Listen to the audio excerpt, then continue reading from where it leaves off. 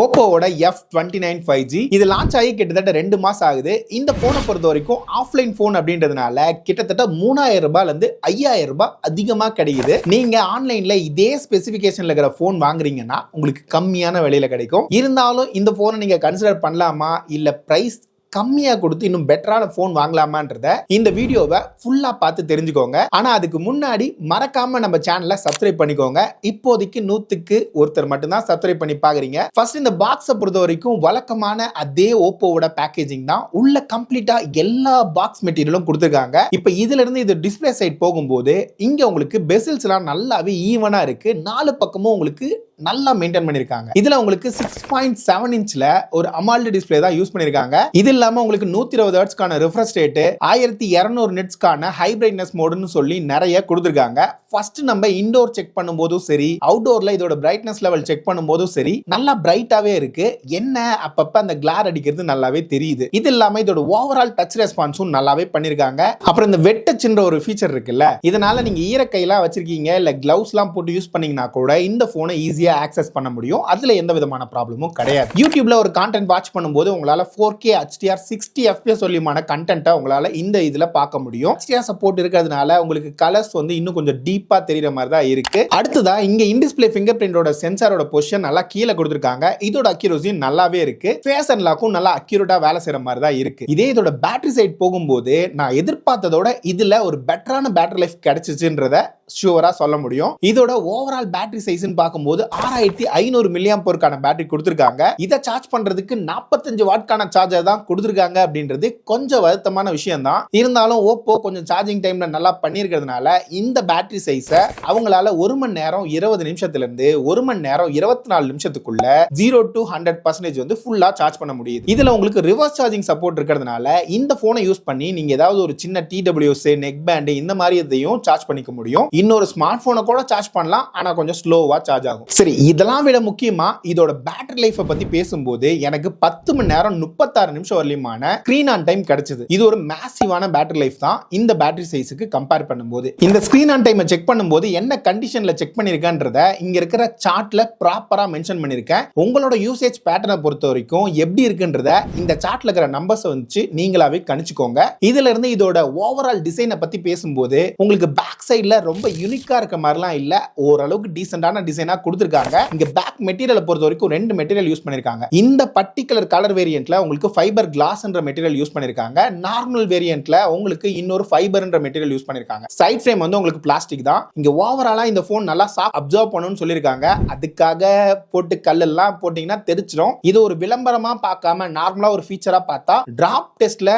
போனோட ஃபங்க்ஷனாலிட்டில எந்த விதமான ப்ராப்ளமும் வரக்கூடாது. இது இல்லாம இங்க உங்களுக்கு IP69 ரேட்டிங் வரைக்கும் கிளைம் பண்றதுனால தண்ணிக்குள்ள போட்டாலும் எதுவும் ஆகக்கூடாது. ஆனா ஒரு குறிப்பிட்ட நேரம் வரைக்கும் தான் வாரண்டில கிளைம் ஆகாது அப்படின்றதுனால பார்த்து பத்திரமா யூஸ் பண்ணிக்கிறது நம்ம பாக்கெட்டுக்கு நல்லது. சரி, இதெல்லாம் விட இதோட ஓவரால் திக்னஸ் இங்க கம்மியா இருக்கு. இதோட ஓவரால் வெயிட் மேனேஜ்மெண்ட்டும் நல்லா பண்ணிருக்காங்க. இதை பிடிச்சு யூஸ் பண்றதுக்கும் நல்லா கம்ஃபர்டபுளா இருந்துச்சு. இங்க ஃப்ரண்ட்ல உங்களுக்கு கார்னிங் ஒரேலா கிளாஸ் 7 ஐக்கான ப்ரொடெக்ஷனும் கொடுத்திருக்காங்க. ஆனா இந்த போனோட ஓவர்வியூ பார்க்கும்போது பாட்டம்ல இங்க ஒரு சிம் கார்டு ட்ரே கொடுத்திருக்காங்க. இங்க உங்களுக்கு 2 சிம் கார்டுக்கான சப்போர்ட் தான் கொடுத்திருக்காங்க.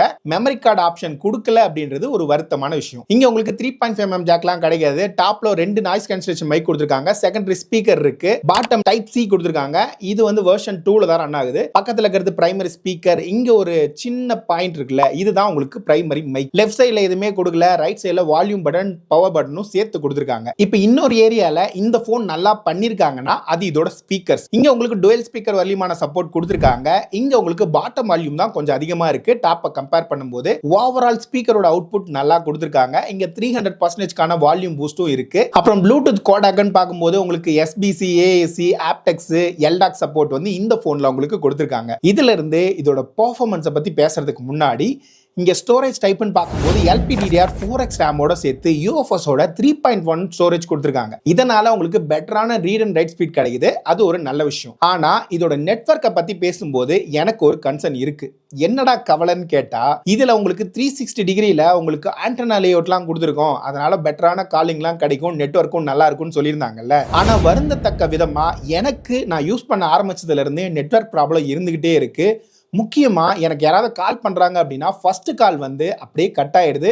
நான் அட்டன் பண்ண முயற்சி பண்ணி பேசினாலுமே எதுவுமே கேட்கல, கால் கட் ஆகுறது வழக்கமாவே இருக்கு. குறைஞ்சபட்சம் 10 முறைக்கு ஒரு 4 முறையாவது இந்த ப்ராப்ளத்தை நான் ஃபேஸ் பண்ணிட்டு தான் இருக்கேன். உங்கள யாராவது OPPO F29 யூஸ் பண்ணி இதே ப்ராப்ளத்தை ஃபேஸ் பண்றீங்களா இல்லையான்றத கீழே இருக்கிற கமெண்ட்ஸ்ல சொல்லுங்க. இன்னொரு முக்கியமான விஷயம், இதோட அதர் கனெக்டிவிட்டின்னு பார்க்கும்போது இங்க உங்களுக்கு Wi-Fi 5 கான சப்போர்ட்டும் ப்ளூடூத்ல 5.1 கான சப்போர்ட் தான் கொடுத்திருக்காங்க. அங்கேயும் நான் Wi-Fi மூலமா இன்டர்நெட் யூஸ் பண்ணும்போது ப்ராப்ளத்தை ஃபேஸ் பண்ணேன். சில நேரத்துல லோட் ஆயிட்டே இருக்கிற பிரச்சனை எனக்கு இருந்துகிட்டே இருந்துச்சு. இந்த ஓவரால் நெட்வொர்க் கனெக்டிவிட்டியில ஏதாவது ஒரு சாஃப்ட்வேர் அப்டேட் கொடுத்தாங்கன்னா நல்லா இருக்கும்னு நினைக்கிறேன். இது மட்டும் இல்லாம இன்னும் 2 முக்கியமான ஏரியால இந்த OPPO F29 வந்து கொஞ்சம் சொதப்பல் பண்ணிருக்காங்க. முக்கியமா இதோட பெர்ஃபார்மன்ஸ். இங்க ஸ்னாப்டிராகனோட 6 Gen 1 தான் யூஸ் பண்ணிருக்காங்க. இது கிட்டத்தட்ட 2 வருஷம் பழைய ப்ராசஸர். இப்ப இருக்கிற ஒரு 15,000 ரூபாய் போன்ல இருந்து 25,000 ரூபாய் போன் வரைக்கும் இருக்கிற ஒரு 10 போன் எடுத்துக்கோமே, அந்த 10 போனுமே இந்த போன்ல இருக்கிற ப்ராசஸரோட பெட்டரா தான் பெர்ஃபார்ம் பண்ணும். அந்த அளவுக்கு தான் இதோட கெப்பாசிட்டி இருக்கு. அதுக்காக இது ரொம்ப மோசமான ப்ராசஸர்னு சொல்லல, இந்த விலைக்கு கண்டிப்பா ஜஸ்டிஃபை பண்ணாது அப்படின்றதா உண்மை. இதோட பெர்ஃபார்மன்ஸ் பார்க்கும்போது நார்மலா டெய்லி டாஸ்க்லாம் ரன் பண்றீங்கன்னு வச்சுக்கீங்களேன், எந்த விதமான ப்ராப்ளமும் கிடையாது.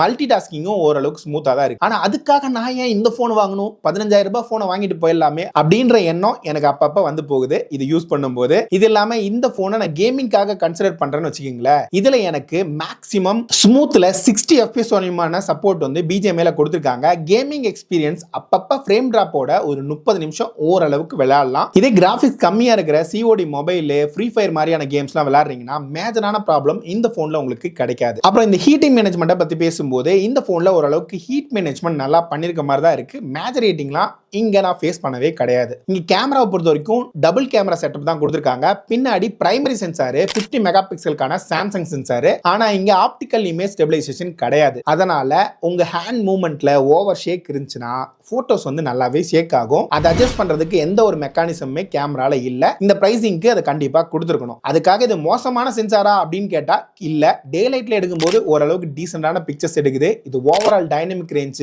கலர்ஸ் இந்த மாதிரி விஷயங்கள் நல்லா இருக்கு. ஆனா டீடைல்ஸ் ஜூம் பண்ணி பார்க்கும்போது அங்கங்க கொஞ்சம் டீடைல்ஸ் உடையதை நோட் பண்ண முடியுது. இதே ஹியூமன் சப்ஜெக்ட்ல எடுக்கும்போது கொஞ்சம் சேச்சுரேஷனை லைட்டா பூஸ்ட் பண்ண மாதிரி இருக்கு. ஆனா போட்டோஸ் பார்க்கிறதுக்கு நல்லா இருக்கு. போர்ட்ரேட் இமேஜஸும் ஓரளவுக்கு டீசென்டா பண்ணிருக்காங்க. இதே இதோட ஃப்ரண்ட் கேமரா சைடு வரும்போது இங்க சோனியோட IMX480 சென்சார் தான் யூஸ் பண்ணிருக்காங்க. இது ஒரு 16 மெகா பிக்சலுக்கான சென்சார். இதை வச்சு போட்டோஸ் எடுக்கும்போது ஓரளவுக்கு டீசென்டான பிக்சர்ஸ் கிடைக்குது. டீடைல்ஸும் ஓரளவுக்கு நல்லா பண்ணிருக்காங்க. இதோட பிக்சர்ஸ் நீங்க இப்ப ஸ்கிரீன்ல பார்த்துட்டு இருப்பீங்க. இதுல போர்ட்ரேட்லயுமே எட்ஜ் ரிடக்ஷன் ஓரளவுக்கு ப்ராப்பரா பண்ணிருக்க மாதிரி தான் தெரியுது. இதே நீங்க வீடியோ சைட் போறீங்கன்னா அங்க கொஞ்சம் சொதப்பி வச்சிருக்காங்க. பேக்ல 4K 30 FPS சொல்லிமான சப்போர்ட் கொடுத்திருக்காங்க. ஸ்டெபிலிட்டி ஓரளவுக்கு டீசென்டா பண்ணிருக்காங்க. டீடைல்ஸும் டீசென்டா இருக்கு. ஆனா ஃப்ரண்ட் கேமரா சைடு வரீங்கன்னா 1080p 30 FPS சொல்லிமான சப்போர்ட் தான் கொடுத்திருக்காங்க. இதுல ஷேக்கிங் ஆகிற ஃபீல் தான் கிடைக்குது. டீடைல்ஸ் வந்து டீசென்டா கொடுத்திருக்காங்க. சரி, இதுல இருந்து இதோட சாஃப்ட்வேர்ஸ் பத்தி பேசும்போது இங்க உங்களுக்கு Android 15 out of the box கொடுத்திருக்காங்க. 2 வருஷத்துக்கான OS அப்டேட் உங்களுக்கு கிடைச்சிரும். அதோட சேர்த்து 3 வருஷத்துக்கான செக்யூரிட்டி பேட்ச் அப்டேட்டும் கிடைச்சிரும். இதுல என்ன இன்னும் பெட்டரா இருக்குன்னா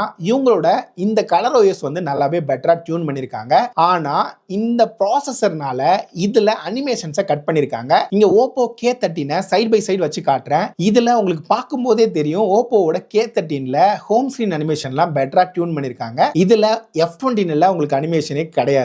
ஃபைனலா இதோட பிரைசிங் பத்தி பேசும்போது இங்க 8GB 128GB வேரியன்ட் 24,000 ரூபாய்க்கு பிரைஸ் பண்ணிருக்காங்க. இது சில அமேசான், பிளிப்கார்ட் வெப்சைட் எல்லாம் செக் பண்ணும்போது பிரைசிங் ஒரே மாதிரியா இருந்தாலும் பிளிப்கார்ட்ல உங்களுக்கு கார்டு ஆஃபர் எதுவுமே காட்டல. அமேசான்ல கார்டு ஆஃபர் போக 21,600 ரூபாய் வரைக்கும் உங்களால வாங்க முடியுது இன்னைக்கு டேட்டுக்கு. இந்த பிரைஸ்க்கு இந்த போனை நீங்க கன்சிடர் பண்ணலாமா வேணாமான்னு கேட்டா இதோட பெட்டரா பெர்ஃபார்ம் பண்ணக்கூடிய போன்ஸ் நிறையவே மார்க்கெட்ல இருக்கு. அதுக்காக இந்த போன் மொக்க கிடையாது. பிரைசிங் வந்து ஒழுங்கா பண்ணாதது ஒரு நெகட்டிவான விஷயமா பாக்குறேன் இந்த போன்ல. அது இல்லாம நெட்வொர்க் ப்ராப்ளத்தை ஏதாவது ஒரு சாஃப்ட்வேர் அப்டேட்டை கொடுத்து ஃபிக்ஸ் பண்ணாங்கன்னா நல்லா இருக்கும். ஆனா இந்த ப்ராசஸரோட பெர்ஃபார்மன்ஸ் நீங்க என்ன பண்ணாலும் பெருசாலாம் மாத்த முடியாது. இதுல நல்ல விஷயமா நான் பாக்குறது இதோட பேட்டரி நல்லா இருக்கு. டெய்லி யூசேஜுக்கு மேஜரான லேக் கிடையாது. ஸ்பீக்கரோட குவாலிட்டி நல்லா பண்ணிருக்காங்க. டிஸ்பிளேயோட குவாலிட்டி நல்லா இருக்கு. சோ அவ்வளவுதான் இதோட ரிவ்யூ.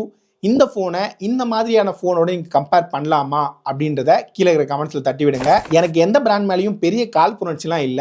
இந்த போனுக்கு பதிலா இதோட 5,000 ரூபாய் கம்மியா வந்து ஓப்போவோட K13 கிடைக்குது. இதுல பெட்டரான ஸ்பெக்கும் கொடுத்திருக்காங்க. IP ரேட்டிங்கை தவிர்த்து பார்த்தோம்னா எல்லாமே இதுல தான் உங்களுக்கு பெட்டரா இருக்கு. ஆனா இது எதுக்கு 5,000 ரூபாய் கொடுத்து நான் அதிகமா வாங்கணும்? இந்த கேள்விதான் எனக்கு கோவத்தை கொடுக்குது. அது உங்களுக்கும் இருக்கா அப்படின்றத தட்டி விடுங்க. இன்னொரு வீடியோல பாக்குறேன். அது வரைக்கும் பாய்.